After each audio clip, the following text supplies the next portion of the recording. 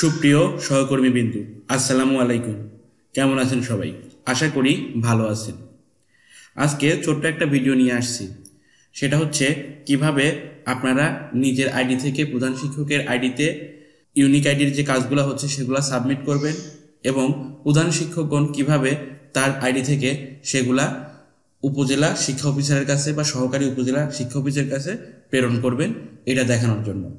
কারণ 2-3 দিন ধরে অনেকেই আমাকে ফোন করছেন যে কিভাবে এগুলা করতে হয়, এজন্য একটা ভিডিও দেওয়ার জন্য।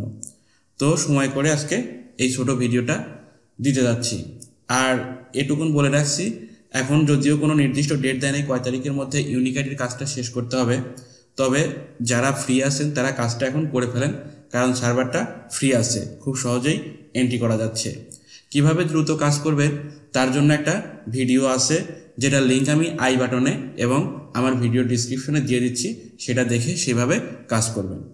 তাহলে চলুন দেখে নেই কিভাবে কাজ শেষে আপনার আইডি থেকে ইউনিক আইডির যে কাজগুলো করেছেন সেগুলো প্রধান শিক্ষকের আইডিতে প্রেরণ করবেন এবং প্রধান শিক্ষকগণ কিভাবে প্রধান শিক্ষকগণের আইডি থেকে সেগুলাকে সহকারী উপজেলা শিক্ষা অফিসার বরাবর প্রেরণ করবেন।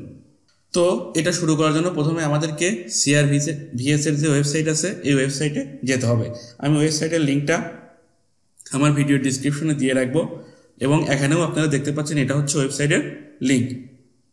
এখানে আসার পরে আমাদের ইউজার আইডি এবং পাসওয়ার্ড দিয়ে লগ ইন করতে হবে। অনেকেই এই ইউজার আইডি এবং পাসওয়ার্ডটা বোঝে না। ইউজার আইডি হচ্ছে PMISS যে মোবাইল নাম্বার দিয়ে আপনি লগ ইন করেছেন বা ইমেইল নাম্বার দিয়ে লগ ইন করেছেন সেই ইমেইল নাম্বার অথবা মোবাইল নাম্বার এবং সেই একই পাসওয়ার্ড দিয়ে এই CRVS প্রোফাইলেও লগ ইন করতে হবে।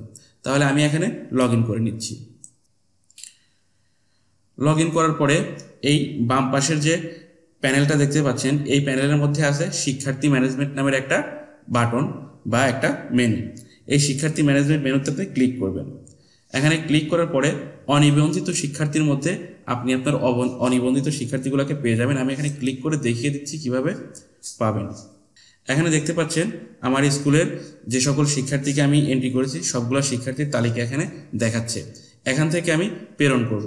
তবে এই প্রেরণ করার আগে আপনাকে অবশ্যই আপনার স্বাক্ষর আপলোড করে দিতে হবে। এজন্য দেখুন আপনার শিক্ষকের স্বাক্ষর এই ট্যাবে এসে আপনি আপনার স্বাক্ষরটা আপলোড করবেন। এজন্য শিক্ষকের স্বাক্ষর এই ট্যাবটাতে ক্লিক করবেন বা এই মেনুটাতে ক্লিক করবেন। দেখেন এখানে আমার স্বাক্ষর আপলোড করার জন্য কিছু অপশন এসেছে। প্রথম অপশনটা হচ্ছে শিক্ষকের জাতীয় পরিচয়পত্র, এরপরে হচ্ছে নাম, এরপরে বাংলায় নাম এবং ইংরেজিতে নাম আছে এবং এরপরে শিক্ষকের মোবাইল নাম্বার এবং এই জায়গায় শিক্ষকের স্বাক্ষর আপলোড করার একটা বাটন আছে। আপনি এখান থেকে শিক্ষকের স্বাক্ষরটা আপলোড করে এই যে সেভ করুন বাটন, এই সেভ করুন বাটনে ক্লিক করে সেভ করে নেবেন এবং স্বাক্ষরটা অবশ্যই যে মাপে কাটতে হবে সেই মাপ মতো কাটবেন। এটা হচ্ছে 300 পিক্সেল বাই 80 পিক্সেল, অর্থাৎ 300 পিক্সেল প্রশস্ত হবে এবং 80 পিক্সেল উচ্চতা হবে। এইভাবে কেটে নিয়ে এখানে স্বাক্ষরটা আপলোড করবেন। এটা একদমই সহজ একটা কাজ। আশা করি এই শিক্ষকের স্বাক্ষর এই মেনুটাতে ক্লিক করার পরে এখানে আসলে আপনি সহজেই বুঝতে পারবেন কিভাবে এই কাজটা করতে হবে। যাই হোক, এখান থেকে আমি চলে যাচ্ছি সেই আগের জায়গায় শিক্ষার্থী ম্যানেজমেন্ট থেকে অনিবন্ধিত শিক্ষার্থীর মধ্যে, যেখান থেকে আমি আমার শিক্ষার্থীকে আমার প্রধান শিক্ষক বরাবর প্রেরণ করব। এখানে আমি মোহাম্মদ শামীর শাহমা নামের একটা ছেলেকে দেখতে পাচ্ছি যে হচ্ছে অপেক্ষারত অবস্থায় আছে, অর্থাৎ একে কোনো জায়গায় প্রেরণ করা হয়নি। এখান থেকে এই যে অ্যারো চিহ্নটা আপনি দেখতে পাচ্ছেন নিচের দিকে, এই নিচের দিকে অ্যারোকে ক্লিক করলে আরও 5টা অপশন আমাদের সামনে আসছে। একটা হচ্ছে বিস্তারিত, একটা সম্পাদন, একটা প্রতিবেদন দেখুন, একটা প্রেরণ করুন, একটা হচ্ছে লগ। আমি এখানে বিস্তারিত অর্থাৎ এন্ট্রি দেওয়ার পরে আমি কী এন্ট্রি দিয়েছি সেটা যদি দেখতে চাই তাহলে এই বিস্তারিত চাপুনে ক্লিক করলে সেটা দেখাবে। আর সম্পাদন এটা হচ্ছে আসলে এডিট অপশন। আমার যদি কোনো কিছু ভুল মনে হয়, যেমন শামীর শাহমার রোল 11, আমি যদি ভুল ক্রমে 12 দিয়ে এন্ট্রির সময় এন্ট্রি করে ফেলি তাহলে আমি এই সম্পাদনায় এসে এটাকে 12 থেকে 11 করে দিতে পারবো। এরকম আরও কিছু জিনিস আছে যেগুলো যদি আপনার ভুল হয় আপনি সম্পাদন করে সেটাকে ঠিক করে দিতে পারবেন। এরপরে আছে প্রতিবেদন দেখুন। এই প্রতিবেদন দেখুনে ক্লিক করলে একটা প্রতিবেদন আসবে, আপনি সেই প্রতিবেদনটা দেখতে পারবেন। এরপরে আছে প্রেরণ করুন। এই প্রেরণ করুন বাটন নিয়েই মূলত আমাদের কাজ।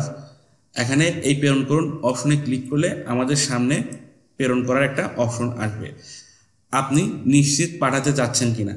আমি যেহেতু জানি স্বামীর সহমাকে আমি ঠিকঠাক মানে এন্ট্রি দিয়েছি, এজন্য আমি হ্যাঁ বাটনে ক্লিক করলে প্রধান শিক্ষকের কাছে চলে যাবে। তো আমি হ্যাঁ বাটনে ক্লিক করে প্রধান শিক্ষকের কাছে পাঠিয়ে দিচ্ছি। দেখেন প্রধান শিক্ষকের নিকট শিক্ষার্থীর তথ্য সফলভাবে পাঠানো হয়েছে, এই মর্মে আমাকে একটা নতুন ডায়ালগ বক্সে তথ্য দিচ্ছে।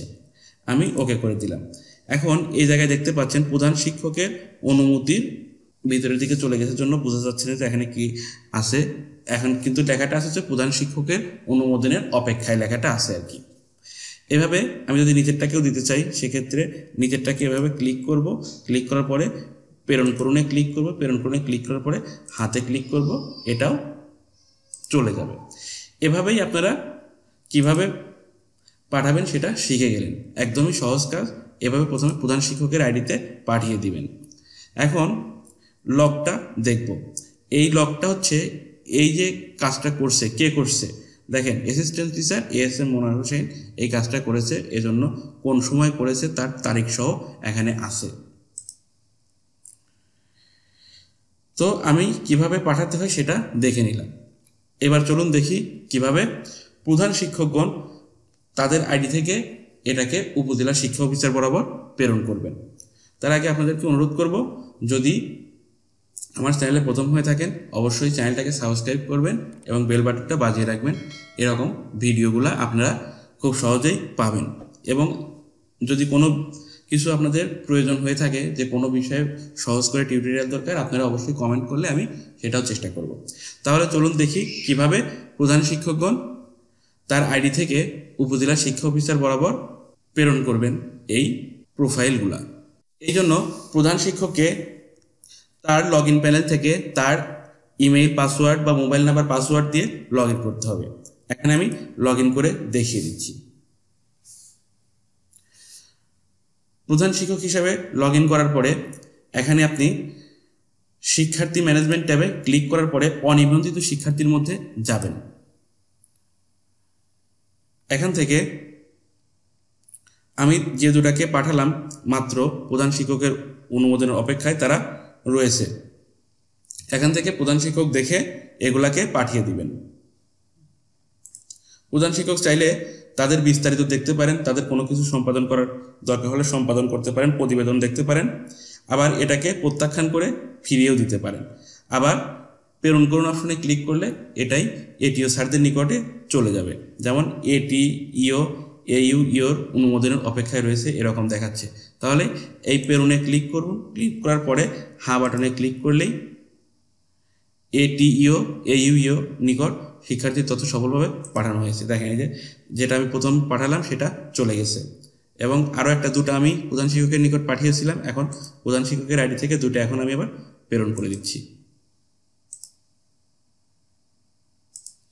এই যে এই প্রথম দুটাই আমি পাঠিয়েছিলাম সবেমাত্র, এখন আবার প্রধান শিক্ষকের আইডি থেকে তাদেরকে পাঠিয়ে দিলাম উপজেলা সহকারী শিক্ষা অফিসারের কাছে, উপজেলা সহকারী শিক্ষা অফিসারের কাছে চলে গেল। তো এই ইউনিক আইডি নিয়ে আপনাদের যে কোনো ধরনের প্রশ্ন থাকলে করতে পারেন, আমি চেষ্টা করব আপনাদের প্রশ্নগুলার সহজ করে উত্তর দেওয়ার।